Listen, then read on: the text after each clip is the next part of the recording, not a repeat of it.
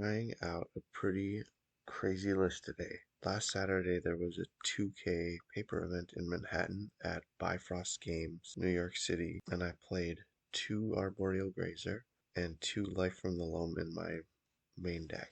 Lots of people were asking, why don't you try Exploration? So it got me thinking a little bit, and I decided to try to build something where it revolves more around ramp. And so the idea is, instead of leaning into prime time, like turn 5 plus, 4 at the earliest, of course, we lean into ramp in the form of Exploration, Arboreal Grazer, and also just having the one ring. So, since we're drawing so many cards and our deck is half land, a lot of the cards we draw into are lands, and traditionally we can only play one of them a turn. But Arboreal Grazer got me thinking, why don't we try more ways to be able to profit off of the one ring? And that was one idea. So, if you draw one Green Sun Zenith and you have an Elvish Reclaimer already out, you can Green Sun Zenith for Arboreal Grazer, drop an extra land. I actually cut Pithing Needle entirely for Exploration, so we're going to see how that works out. I decided to do 2 Life from the Loam today and a single Crucible Worlds to reoccur our lands. One possibly questionable choice, actually, is I'm not playing any fetch lands. I'm playing a forest instead. So maybe we should change that, actually. Let's get a Misty Rainforest in the mix. And yeah, why don't we play 62 cards? What the heck? And just for fun, let's throw a couple choke into the mix. Right. Let's get into it. This looks like a reasonable start. Let's try it out. We just want to draw into more land here.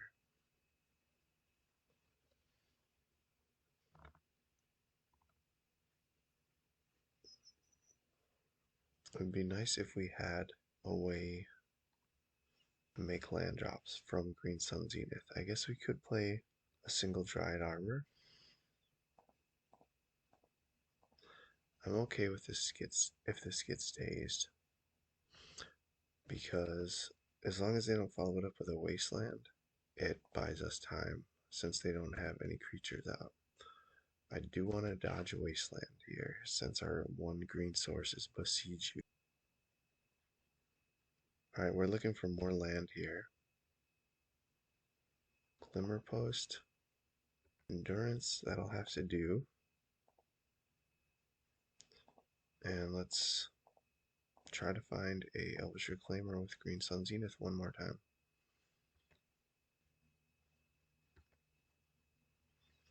And it resolves. We got ourselves an Elvish Reclaimer.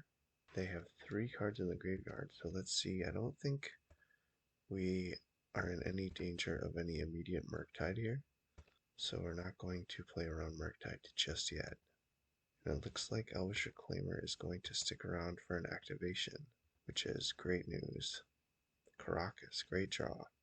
So we're going to hold off on playing the one ring here because we need to get some value out of Elvish Reclaimer.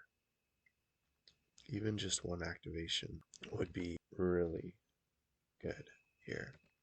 So normally I would think about endurancing them because most likely a Murktide Regent is coming online next turn. So that's one way we could play here. Or we can go for a Cloudpost and follow it up with Cavern of Souls. Cast an uncounterable Primeval Titan. I think that's the way we're going to go here. If all they do this turn is cast a Murktide Regent, I'm actually rather happy in the grand scheme. And no Murktide, alright. So that's good for us because we are just going to ramp here. Get rid of our Caracas. Find a Cloudpost.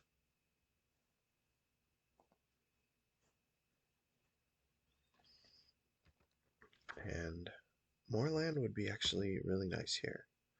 A 3rd ring. This is getting a little crazy. Okay, so now this is great because we can cast the one ring and leave up 2 mana to activate Elvish Reclaimer at the same time. Ring resolves. Very surprised, but also pretty stoked about that. Let's draw a card. Thespian Sage, great draw. So we can actually fetch for a Cavern of Souls here at the end of turn, at the end of our opponent's turn, that is, and cast an uncounterable Prime Time. It looks like our opponent is actually on a different deck. I had put them on Delver this whole time, but it looks like they are on Sneak Attack, which is significantly more brutal. Looks like we're going to sacrifice all of our permanents, and that's going to be a good game.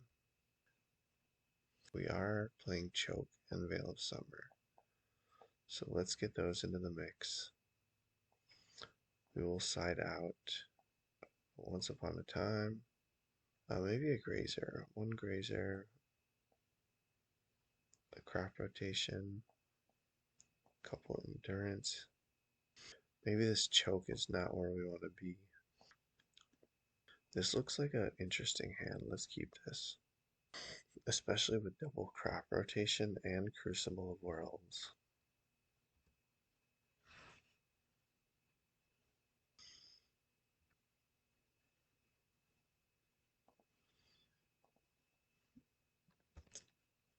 Okay, now we have a way to combat a turn 2 sneak attack if that's a plan.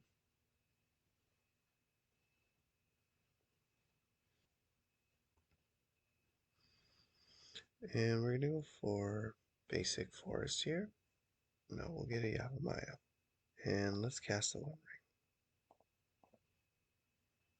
Gets forced. Pitching attracts. Okay.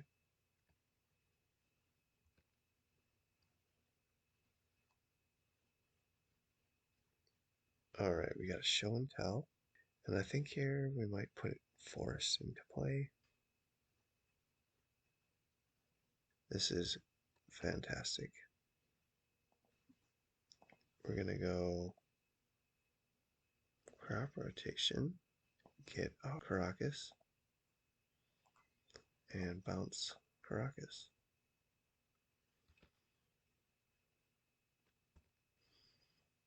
Now we can play Crucible when we want to, but we don't have a whole lot going on otherwise.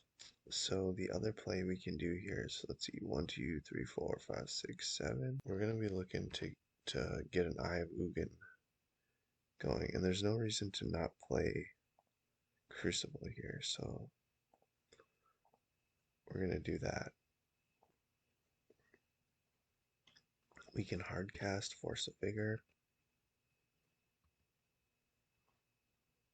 and there lies the Depths combo. So we will fire off a Craft Rotation next turn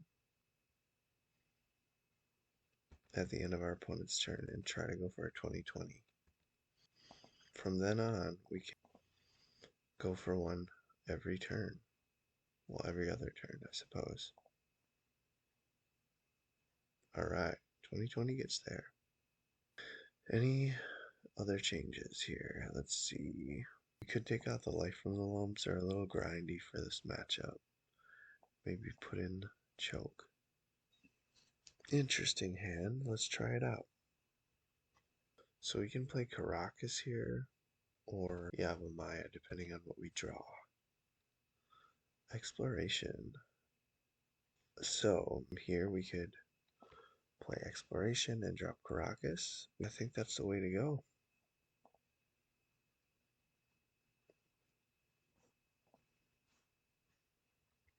The other option would have been to play the Steep, since next turn it's going to come into play tapped. We might jam a Choke here as well, if possible. If they tap out here, we'll definitely jam a Choke.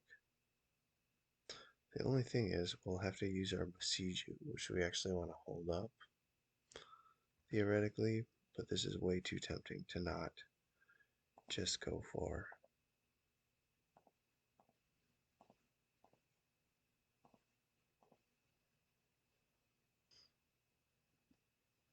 Alright, we got a Choke here. Sorry, opponent. No more mana for you. Alright, any land that does not come into play tapped would be great here. Cavern of Souls. Let's take it. Now the question is, do we cast Green Sun Zenith and get Elvish Reclaimer, or do we cast the One Ring and start drawing some cards? I think it makes more sense to go for our Green Sun Zenith, because that helps us further our game plan, and we already have lots of mana out. And it lets us leave up Caracas. Then next turn we can start transforming some of these lands into more useful lands. Glimmer Post is great. What a great draw. And 1, 2, 3, 4. Now we can actually tap all of our lands, play Exploration, leave up Caracas, and still have our Reclaimer activation as well. So I think what we'll do here is probably get rid of Besiju for a Cloudpost, or for a Thespian Stage. Going for the depths. However, I think, well, let's see. If we get Cloudpost, we can produce 1, 2, 3, 4, 5, 6, 7 mana next turn.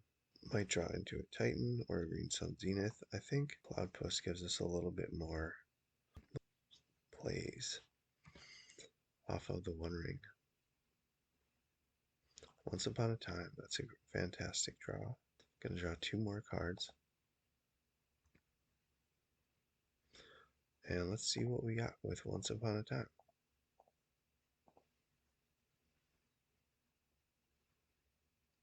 So we do got our prime time. There's also an Emrakul here. That's very tempting. I don't think we have the mana to cast it. We got 3, 4, 5, 6. Not even close. Let's get this prime time in. And we still get to leave up Caracas, which is great. Cloudpost, Ayarugan. And I think we're just going to say go from here. No reason not to attack there, but it's okay. Because next turn, we just win.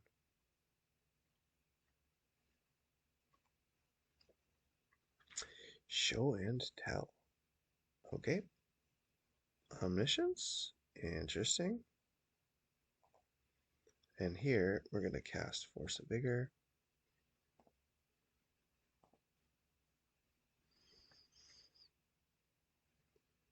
And it resolves. That's great. Now let's see what our opponent gets.